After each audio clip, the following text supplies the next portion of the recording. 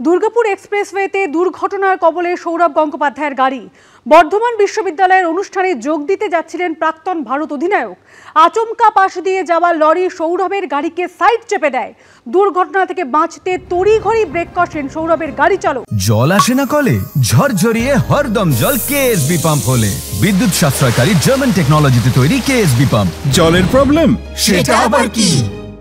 আচমকা ব্রেক কষায় পরস্পরকে ধাক্কা কনভয়ে থাকা বাকি গাড়িগুলি। অল্পের জন্য দুর্ঘটনার হাত থেকে রক্ষা সৌরভ গঙ্গোপাধ্যায়।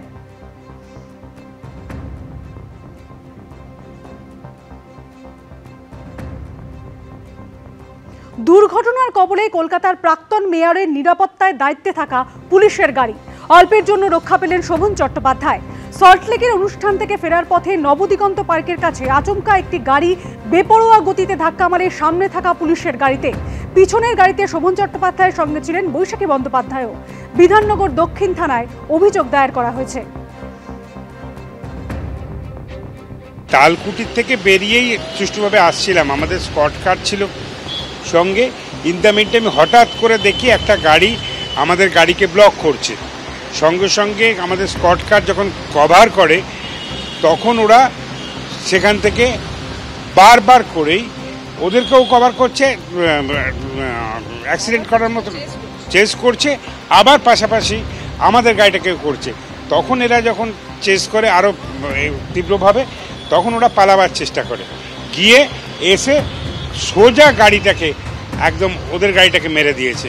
মানে কি উদ্দেশ্য আছে কি না আছে জানি না। একদম অল্প বয়সী দুটি ছেলে, অভিসন্ধি কি জানি না, বুঝতে পারছি না। হঠাৎ করে দেখছি একটা গাড়ি বারবার চেস করছে, মানে একেবারে স্ম্যাশ করে দেওয়ার মতো গাড়ির কাছাকাছি আসছে, পেছন থেকে পুলিশরা হই হই করছে। তো আমি শোভনকে দেখাচ্ছি যে দেখো গাড়িটা কোথা থেকে আসছে বলো তো, এইরকম বারবার ধাক্কা মারার চেষ্টা করছে। আমি আমাদের ড্রাইভারকে বললাম যে স্লো করে দাও যাতে ও বেরিয়ে যায়, কিন্তু বেরোচ্ছে না। ও আমাদেরই সঙ্গে লেগে থেকে আমাদের গাড়িটাকে ধাক্কা দেওয়ার একটা প্রবণতা দেখাচ্ছে। তখন ন্যাচারালি আমাদের স্কট কার এসে ওকে যখন ঘিরে ধরার চেষ্টা করছে, ও তখন জিগ জ্যাগ করতে করতে এইখান অবধি এসে একদম মানে যেভাবে ও শুধু ওর জীবন বিপন্ন করেনি, আমাদের পুলিশদের জীবন বিপন্ন করেনি, আরও যারা যাত্রী যখন যাচ্ছে তাদের প্রত্যেকের গাড়িকে যে স্পিডে গাড়ি তুলেছে এবং যেভাবে এসে এই গাড়িটাকে হিট করেছে। তো আমি তো খুব অবাক হয়ে গেলাম যে মানে বলছে আমরা মাইন্ড ফ্রেশ করতে বেরিয়েছি। মানে এইভাবে কি মানুষের জীবন বিপন্ন করে দিয়ে মানুষ নিজের মাইন্ড ফ্রেশ করতে বেরোবে?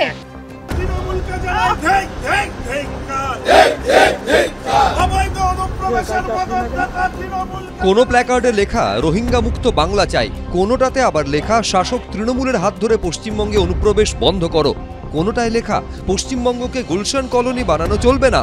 বৃহস্পতিবার বিধানসভার অধিবেশন শুরু হওয়ার আগে প্ল্যাকার্ড হাতে এভাবে বিক্ষোভ দেখালেন বিজেপি বিধায়করা। রাজ্যে অনুপ্রবেশ ইস্যুতে ফের রাজ্য সরকারকে আক্রমণ শানালেন বিরোধী দলের বিধায়করা। বিধানসভার গেটের বাইরে দাঁড়িয়ে স্লোগান তুললেন তারা। গুলশান কলোনির মতন শত শত কলোনি এই পশ্চিমবঙ্গে গড়ে তোলা হচ্ছে। অনুপ্রবেশ আমাদের রাজ্যের জনবৈচিত্র্যকে পরিবর্তন করছে এবং পশ্চিমবঙ্গে আজকে হিন্দু উপাসনা পদ্ধতি, আচার পদ্ধতির উপরে যে আক্রমণ হচ্ছে তার পেছনে এই অনুপ্রবেশ একটা বড় কারণ বলে আমরা মনে করি। পুলিশি নিরাপত্তায় সরস্বতী পুজোর যে ছবি উঠে এসেছে তা নিয়েও দুদিন আগেই পরস্পরকে আক্রমণ করেছেন মমতা বন্দ্যোপাধ্যায় এবং শুভেন্দু অধিকারী। এই আবহেই এদিন বিধানসভা গেটে অনুপ্রবেশ ইস্যুতে বিক্ষোভ দেখালেন বিজেপি বিধায়করা। হিন্দুদের এই সংঘর্ষ দিদির প্রাণে ভয়, আরে দিল্লির মতো বাংলাতেও ঘটবে পরাজয়। বিজেপি বলছে অনুপ্রবেশ বেড়েছে, অনুপ্রবেশ রোখার দায়িত্ব বিএসএফ এর, অর্থাৎ বিজেপির রাজনৈতিক আক্রমণ যদি হয়ে থাকে তাহলে সেটা কিন্তু তার দায় হচ্ছে কেন্দ্রীয় সরকার এবং অমিত শাহ দফতরের।